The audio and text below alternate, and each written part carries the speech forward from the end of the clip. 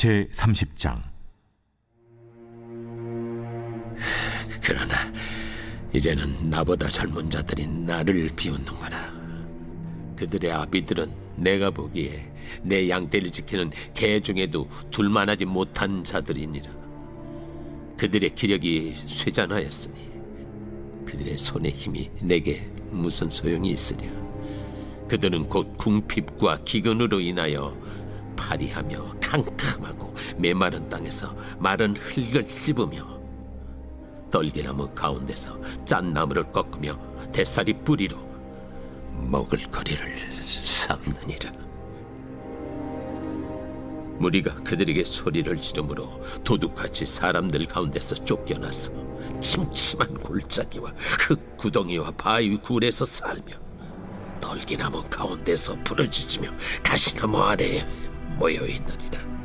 그들은 본래 미련한 자의 자식이요 이름 없는 자들의 자식으로서 고토에서 쫓겨난 자들이니라. 이제는 그들이 나를 노래로 조롱하며 내가 그들의 놀림거리가 되었으며 그들이 나를 미워하여 멀리하고 서슴지 않고 내 얼굴에 침을 뱉는도다. 이는 하나님이 내 활수위를 늘어지게 하시고 나를 곤고하게 하심으로 무리가 내 앞에서 굴레를 벗었음이니라. 그들이 내 오른쪽에서 일어나 내 발에 덫을 놓으며 나를 대적하여 길을 내었으며 그들이 내 길을 헐고 내 재앙을 재촉하는데도 도울 자가 없구나. 그들은 성을 파괴하고 그 파괴한 가운데로 몰려드는 것 같이 내게로 달려드니 순식간에 공포가 나를 에워싸고 그들이 내 부미를 바람같이 날려버리니 나의 구원은 구름같이 지나가 버렸구나.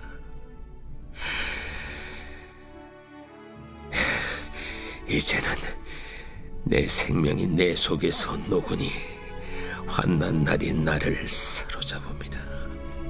밤이 되면 내 뼈가 쑤시니 나의 아픔이 쉬지 아니하는구나.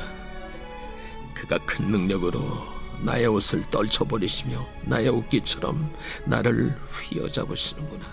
하나님이 나를 진흙 가운데 던지셨고 나를 티끌과 채같게 하셨구나. 내가 주께 부르짖으나 주께서 대답하지 아니하시오며 내가 섰사오나 주께서 나를 돌아보지 아니하시나이다. 주께서 돌이켜 내게 잔혹하게 하시고 힘있는 손으로 나를 대적하시나이다. 나를 바람 위에 들어 불려가게 하시며 무서운 힘으로 나를 던져버리시나이다. 내가 아나이다. 주께서 나를 죽게 하사 모든 생물을 위하여 정한 집으로 돌려보내시리이다.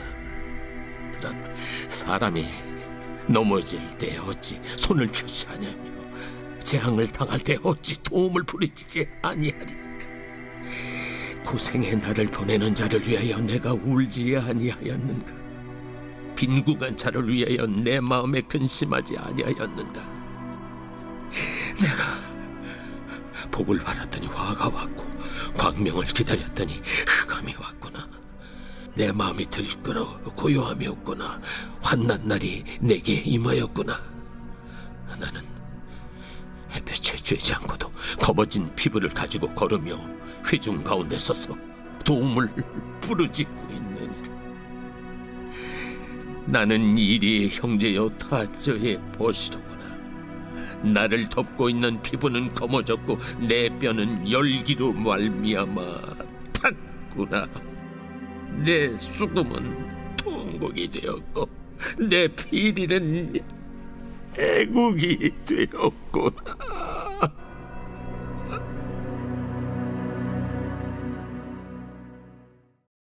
욥기 말씀 30장 말씀을 통해서 의인의 고통을 통해 가르쳐 주신 것, 의인의 고통을 통해 가르쳐 주신 것이라는 제목으로 함께 말씀을 묵상해 보겠습니다. 여러분 지금 욥기 30장 읽으셨죠? 제가 성경 전체를 다 통틀어서 아마 가장 큰 아픔이 기록되어 있는 장이라고 해도 과언이 아닙니다. 그러니까 여러분 저는 설교 준비하면서 이걸 계속 읽잖아요. 예. 힘들었을까요? 기뻤을까요? 힘들어요. 힘들어요.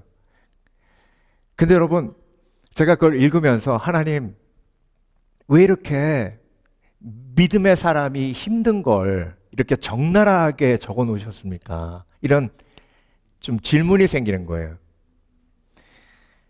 그러면서 또 다른 생각이 드는 게 뭐냐면, 나쁜 사람들 있잖아요. 헤로당 같은 사람들. 그런 사람들이 이렇게 힘들어하고 어려운 걸 적어놨으면 마음이라도 후련하죠. 그렇죠? 가룟 유다가 죽기 전에 이렇게 고백하였더라. 그래서 한 장 막 고통을 쫙 얘기한다면 그게 우리 읽으면서 나름대로 속이 시원할 거예요. 근데 여러분, 오늘 본문의 욥은요, 하나님이 의롭다고 말씀하신, 한마디로 하나님을 경외하는 믿음의 사람이었습니다. 그런데 그 믿음의 사람이 얼마나 고통스러워하는지를 하나님이 생략하지 않으시고, 만약에 제가 성경의 저자였으면 그냥 욥이 힘들어했더라 그냥 넘어가겠어요. 근데 막 1절부터 31절까지 바늘로 고난을 하나씩 찍는 것처럼 그렇게 세밀하게 표현하시잖아요. 하나님이 왜 그러셨을까요, 여러분? 자, 오늘 본문에 기록된 욥의 고통을 보면요, 1절부터 15절까지는 사람들에게 조롱받는 고통을 고백합니다. 그 조롱하는 사람이 누구냐면요, 자기 양떼를 지키는 개보다 못한 사람들이 자기를 조롱한대요. 그 조롱하고 끝나는 게 아니라 얼굴에 침까지 뱉는데요.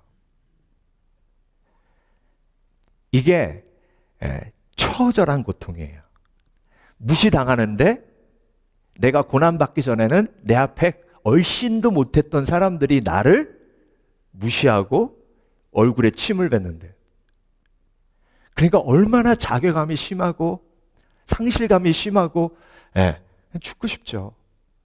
그 고통을 그대로 다 시적 표현까지 다 담아가지고 고통을 표현합니다. 16절부터 23절까지는요, 육체의 고통과 하나님의 침묵에 대해서 얘기하는데, 여러분도 아파 보셨지만 밤에 아프잖아요.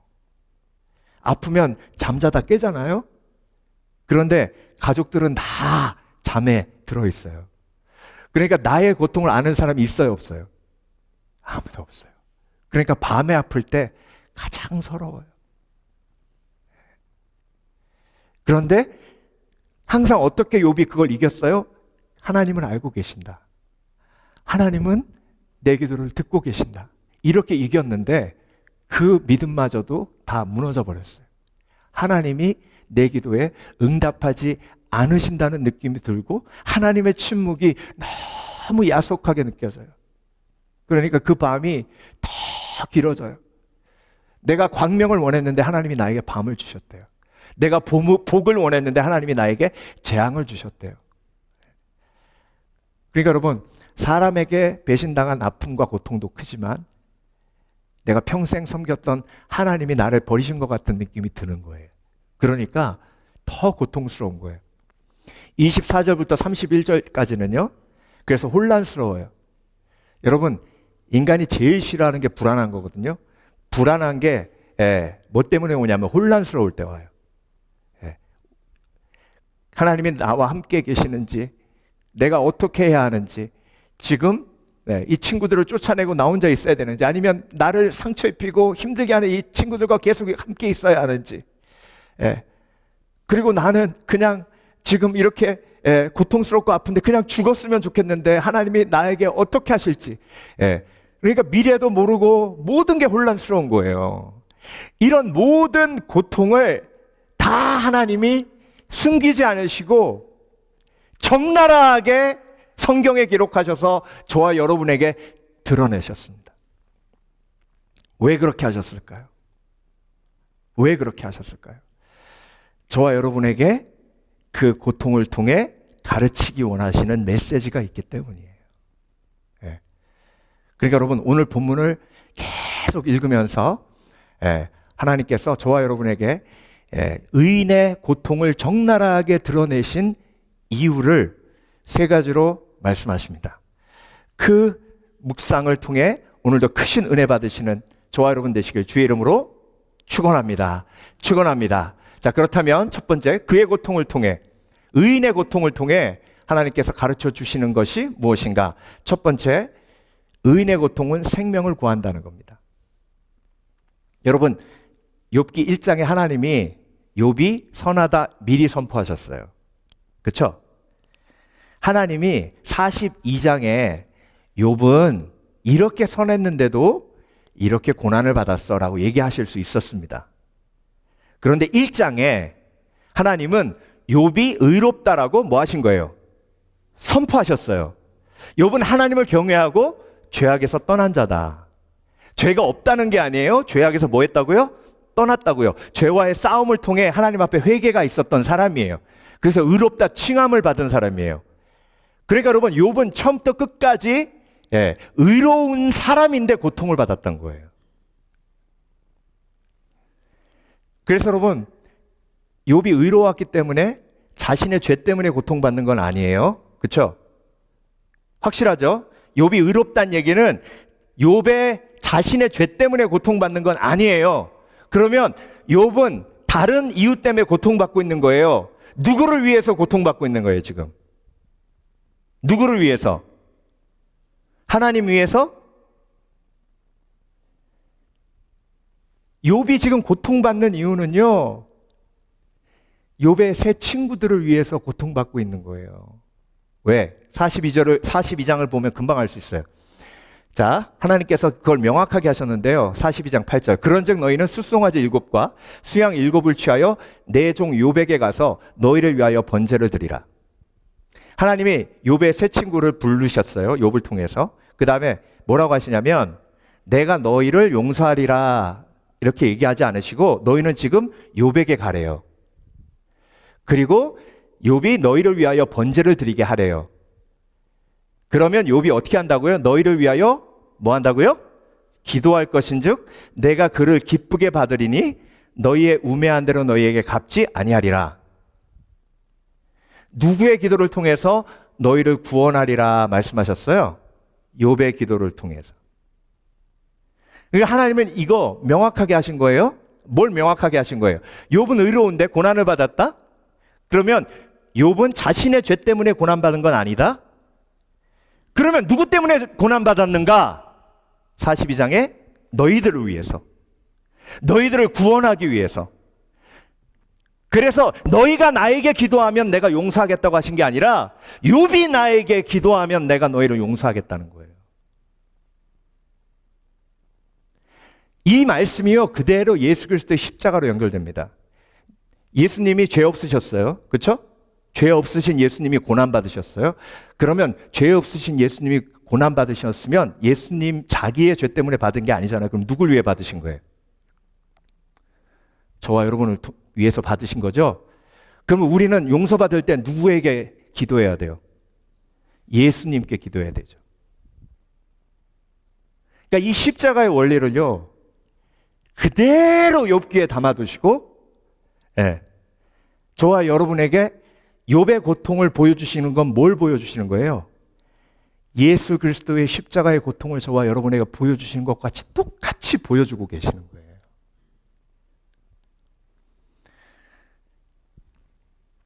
여러분, 어린 양이 레위기를 보면 이제 속죄 예물로 부지 중에 지은 죄가 개인적으로 용서받을 때 회막에 가서 이 어린 양을 하나님 앞에 드림으로 용서받게 했어요. 근데 어린 양 중에 흠이 없는 어린 양으로 드리게 하셨거든요. 종종 어떤 일이 있었냐면요. 흠이 없는 어린 양은 너무 이쁘고 귀엽잖아요. 그러니까 상처나고 말 안 듣는 아주 꼴 보기 싫은 양을 제물로 드리는 사람이 있었어요. 그러면 돼요, 안 돼요? 안 되죠. 왜요? 흠 없는 어린 양의 제물을 드리는 사람이 가서 안수할 때 나의 모든 죄가 전가되는 거예요. 그래서 이 양은 오로지 나의 죄 때문에 죽는 거예요. 양 자신의 죄 때문에가 아니라. 여러분, 이 원리를 통해서 보면 고난이 많은 사람은 하나님 앞에 어떻게 생각하면 더 의로운 사람이에요.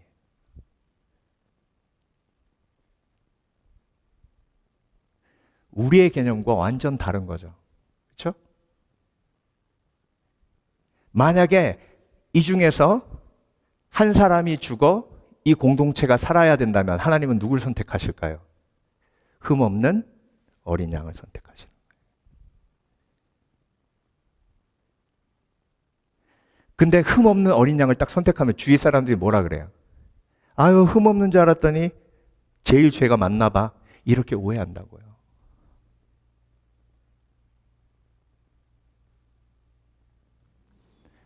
이 어린 양을 데리고 가서요, 회막 앞에서 안수하는데, 여러분 그 어린 양을 줄줄 끌고 그 회막까지 가는 그 예배자의 마음을 여러분 생각해 보세요. 강아지 한 마리만 키워도 그 강아지가 자녀 같잖아요. 너무 이쁘잖아요. 근데 하나님이 제물로 바치는 양은 그 제일 좋아하고 제일 이쁜 그 양을 바치래요. 근데요, 더 잔인한 건 가서 내 죄를 전가하고 기도하게 하시고 직접 제사장이 하는 게 아니에요. 직접 자신의 손으로 그 어린 양의 목을 칼로 뱁니다. 그때 피가 탁 튀어요. 그 피가 탁 튀면서 얼굴에 튀어요. 그리고 그 칼을 들고 목을 누르고 있기 때문에 그 양의 눈이 보이는 거예요. 그 양의 눈빛이 어떨까요? 난 주인을 너무 사랑하고 믿고 의지했는데 나를 갑자기 데리고 오더니 내 목을 누르고 죽이려고 하네. 그 눈빛이 어떤 눈빛이에요? 배신의 눈빛. 근데 그 눈빛을 보며 목을 칼로 찌르는 거예요. 여러분, 이 장면은요, 너무 고통스러운 장면이죠. 잊어질까요? 안 잊어질까요? 절대 못 잊는 거예요. 그러면 여러분, 똑같은 죄를 지을 수 있어요, 앞으로?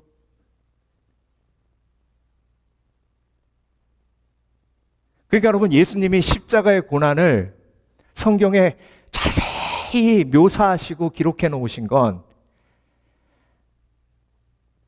예수 그리스도의 아픔이 저와 여러분의 생명을 구하게 하시는 아픔이었음을 보여주시며, 저와 여러분이 예수 믿고 의롭다 칭함을 받은 사람이 의로움에도 불구하고 내 삶 속에 있는 모든 고통이 있는 이유를 예수 그리스도의 십자가의 보혈의 은혜로 설명해 주고 계시는 겁니다.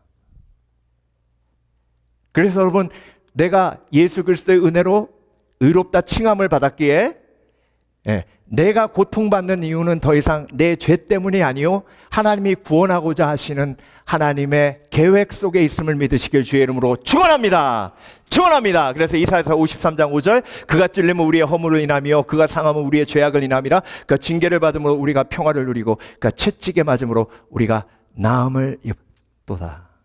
그래서 여러분, 그리스도인은요, 헤롯 대왕의 죽음을 묵상하지 않아요. 헤롯 대왕의 그 죄 때문에 받았던 고통을 묵상하지 않아요. 죄 없으셨음에도 불구하고 십자가 지고 고난 받으신 예수 그리스도를 묵상하는 거예요.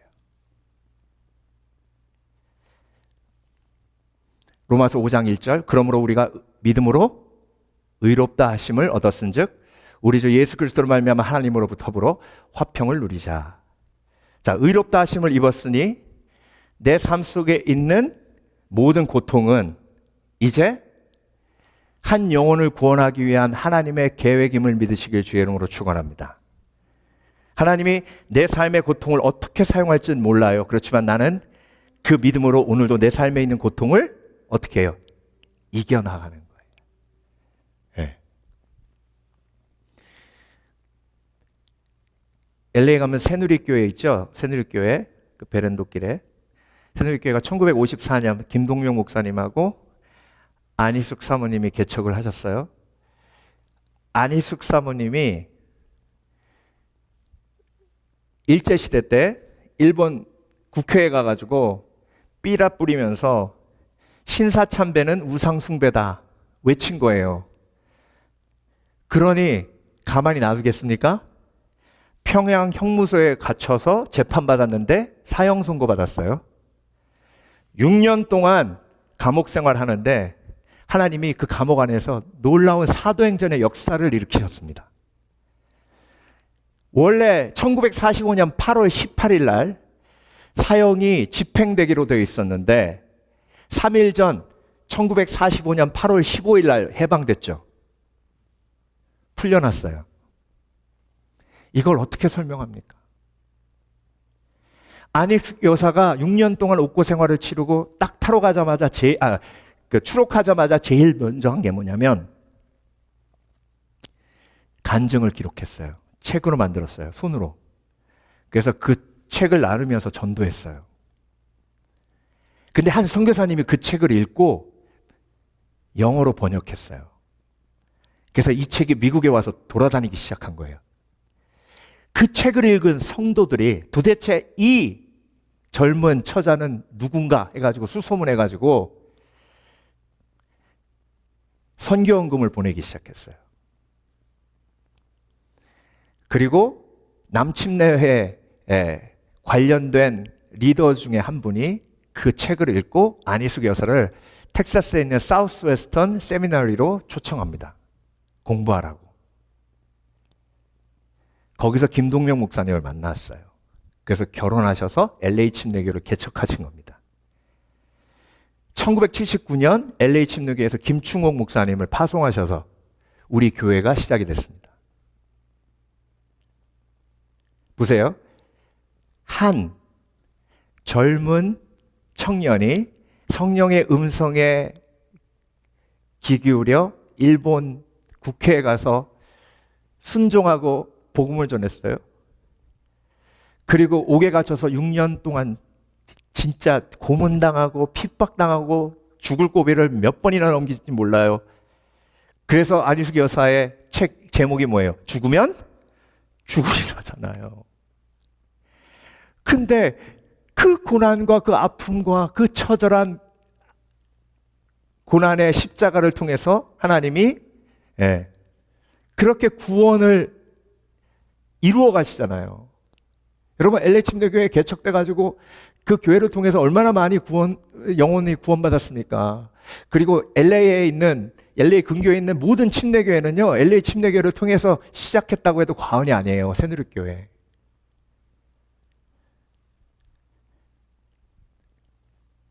안희숙 여사만 그렇게 사용하시는 게 아니에요. 저와 여러분도 하나님이 동일하게 사용하시는 줄 믿습니다. 그래서 하나님은 저와 여러분의 한 조각의 고난도 낭비하지 않으세요.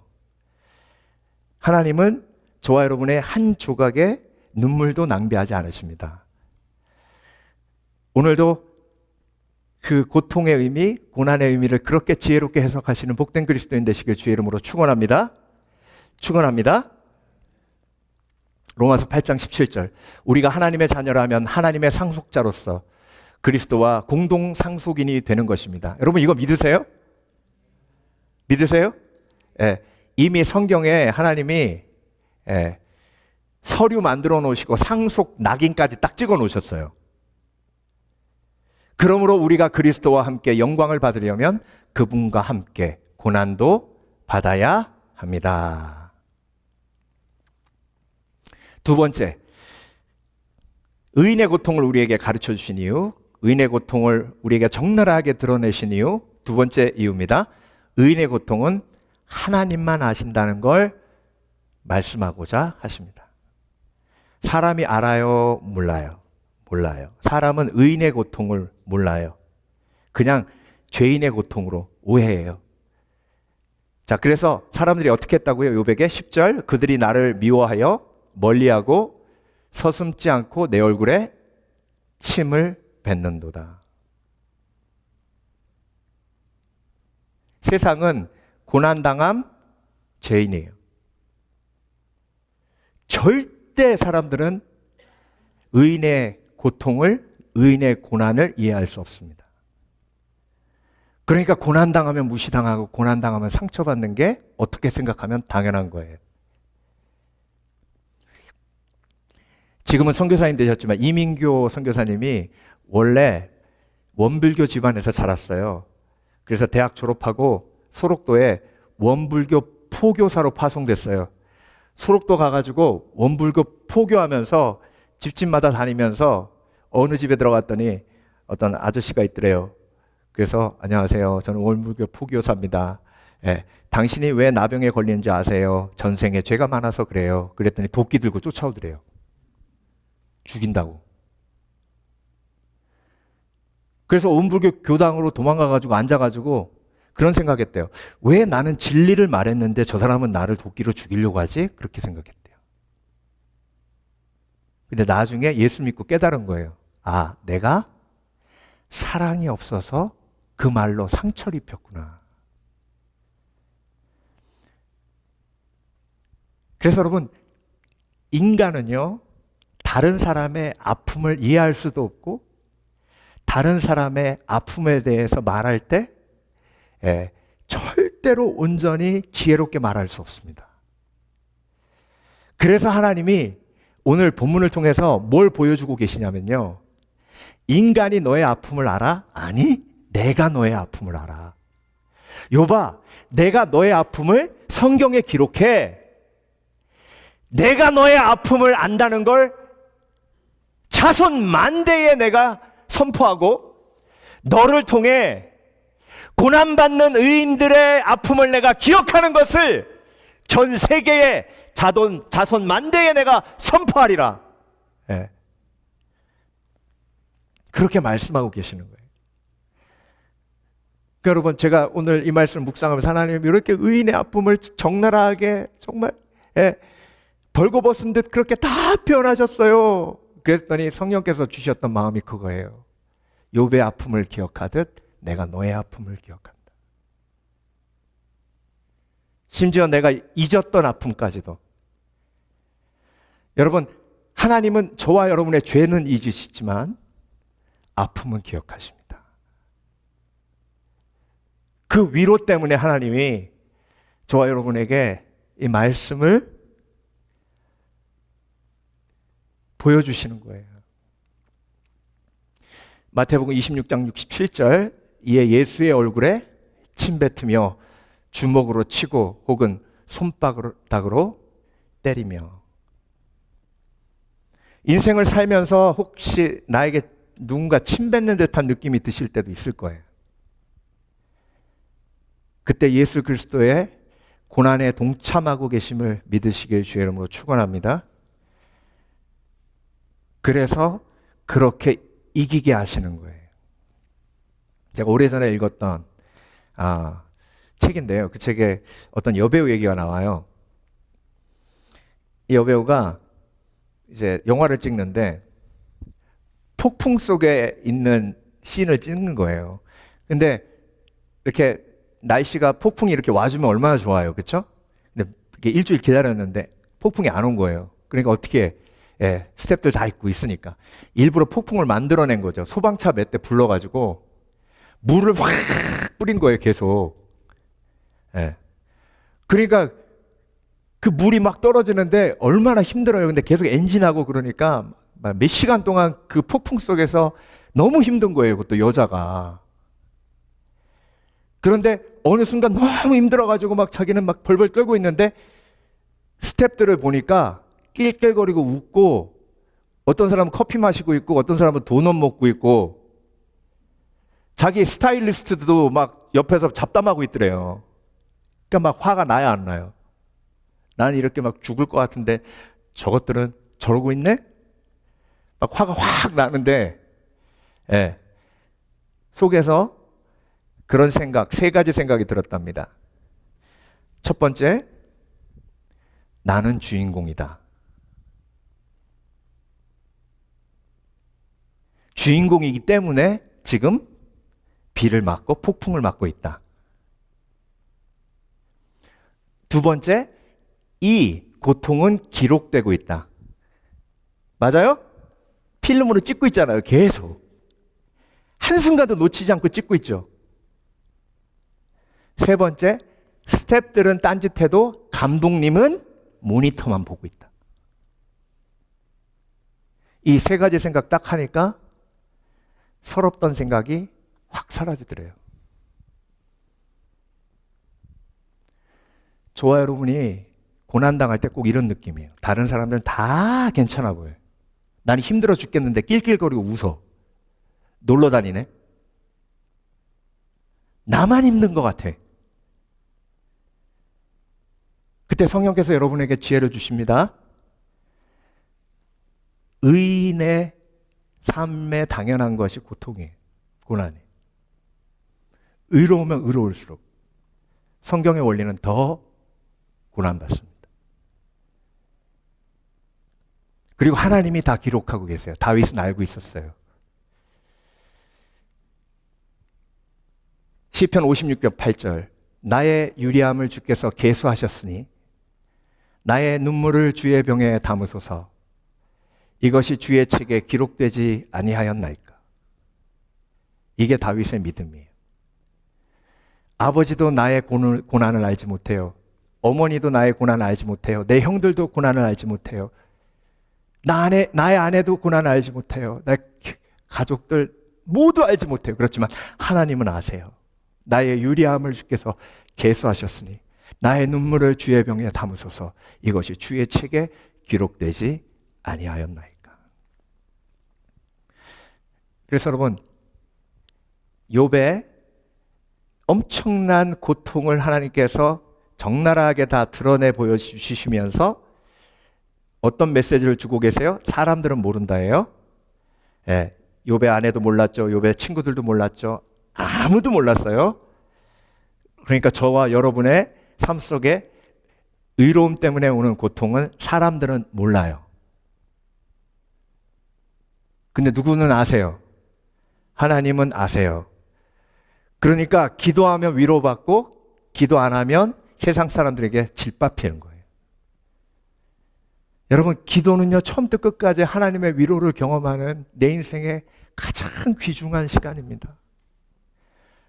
어떻게 기도 없이 내가 내 삶을 견딜 수 있어요? 악한 영이 가만히 놔두지 않습니다.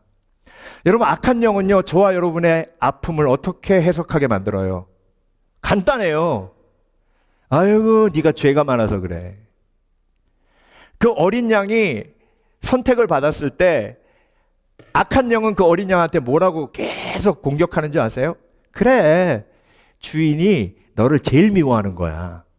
주인이 널 제일 하찮게 여기는 거야. 그러니까 주인이 널 선택했지. 다른 양들도 많은데 왜 하필 너를 선택해? 예. 주인이 너를 아주 가장 싫어하고 가장 무시하는 거야. 여러분, 이 악한 영의 음성을 이길 수 있는 방법은 한 가지예요. 성령의 감동에 내가 붙들림 받아 말씀 붙들고 기도하는 수밖에 없어요.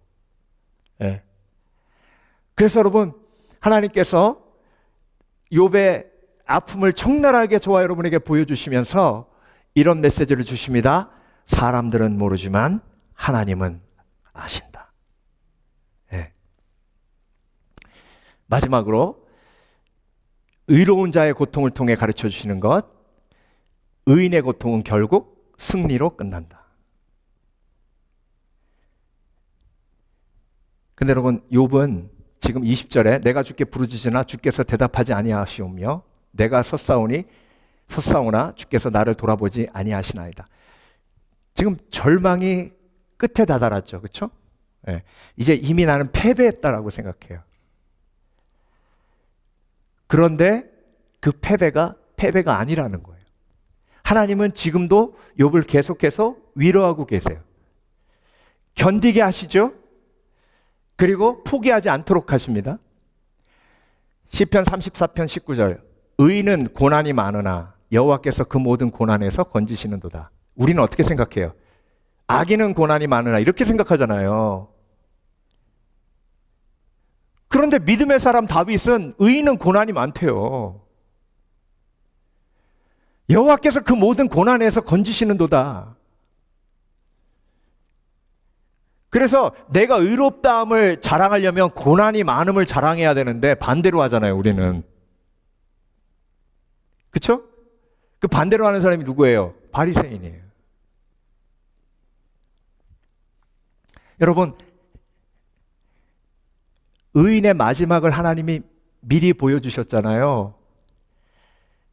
욥기 42장을 통해 승리를 보여주시잖아요. 요한계시록을 통해 승리를 보여주시잖아요. 네. 그러니까 그 승리가 있기에 그 모든 아픔이 영광이 되는 겁니다. 네. 야고보서 5장 11절 보라 인내하는 자를 우리가 복되다 하나니 너희가 욥의 인내를 들었고 주께서 주신 결말을 보았거니와 주는 가장 자비하시고 긍휼히 여기는 자신이라. 우리는요 뭘 원하냐면 과정을 보여주시기를 원해요. 근데 하나님은 과정은 보여주시지 않으세요. 뭐만 보여주세요? 결말만 보여주세요. 결말. 어떤 결말? 십자가의 끝, 부활. 부활 후에 승천, 영원한 천국의 생명. 그러면 과정을 보여주시지 않는 이유는 뭐예요? 과정은 결말을 믿고 믿음으로 뚫고 나갈 때 상이 있는 거예요.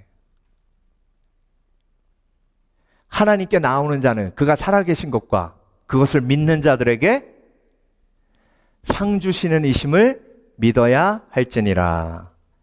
그러니까 믿음은 결말을 믿고 과정을 인내하는 게 믿음이에요. 그래서 믿음은 바라는 것의 실상이요 보지 못하는 것들의 증거라 하시잖아요. 네.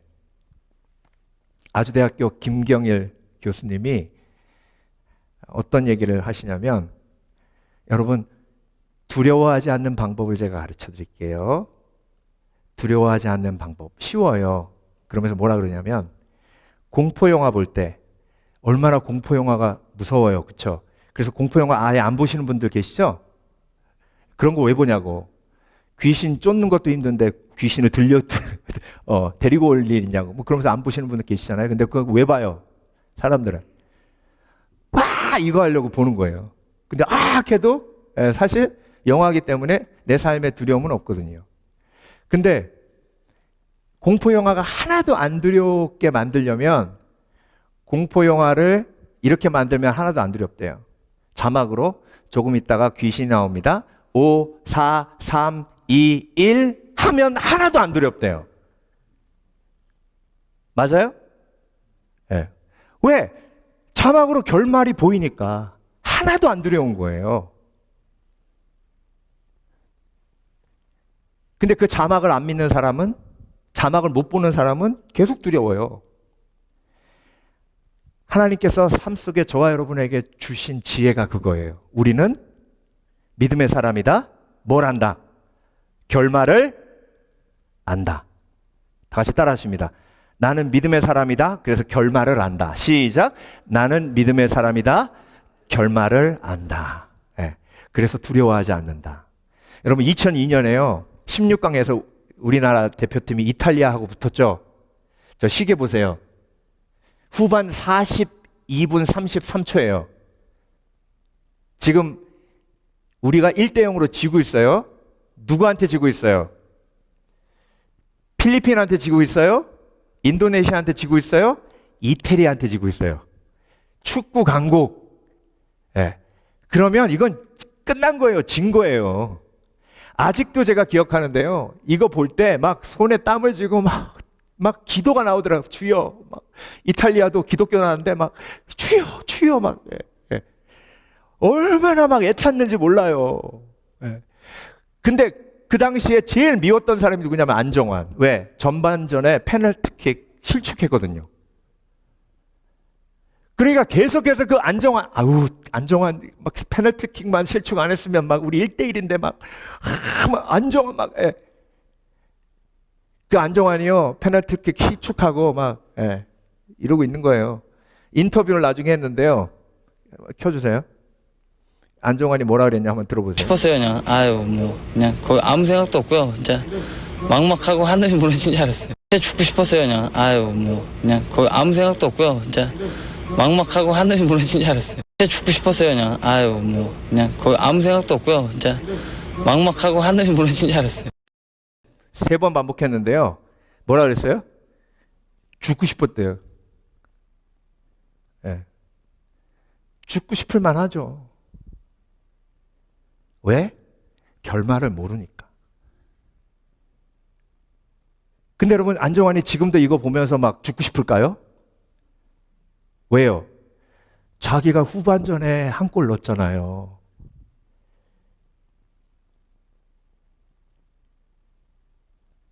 그거 한번 볼까요? 이천수 이영표에게 문전으로 올릴 그렇죠. 필요가 올린다. 안정환 헤딩 골! 한국이 8강에 진출했습니다. 한국이 이겼습니다. 역전승입니다. 한국이 이탈리아를 물리쳤습니다. 세계 축구를 다시 썼습니다. 안정환 한국적인 네. 골입니다. 이럴 수가 있어요. 축구 세계 축구의 새로운 역사를 그렇습니다. 한국 역사의 축구입니다. 현장에 우리 국민들은 다 같이 보고 있는 기쁨의 순간입니다. 이것은 한국 축구의 실력이 아닙니다. 한국 축구는 이럴 수가 정말 기쁜 순간을 중계하는 정말 역사의 상징인 저도 됐습니다. 대한민국 만세입니다. 야고보서 5장 11절 말씀, 보라 인내하는 자를 우리가 복되다 하나니 너희가 욥의 인내를 들었고 주께서 주신 결말을 보았거니와 주는 가장 자비하시고 긍휼히 여기는 자신이라. 죽고 싶어도 결말을 기억하시길 주 이름으로 축원합니다. 예. 그래서 예수님이 예비하신 그 승리의 순간이 올 때 우리는 이것보다 1000배, 10,000배 더 엄청난 기쁨을 누리게 하실 줄 믿습니다. 예. 자, 그래서 욥의 고통을, 의로운 자의 고통을 통해 가르쳐 주신 것, 의인의 고통은 생명을 구한다. 의인의 고통은 하나님만 아신다. 의인의 고통은 결국 우리를 승리로 이끌어 승리로 끝나게 한다. 기도하겠습니다.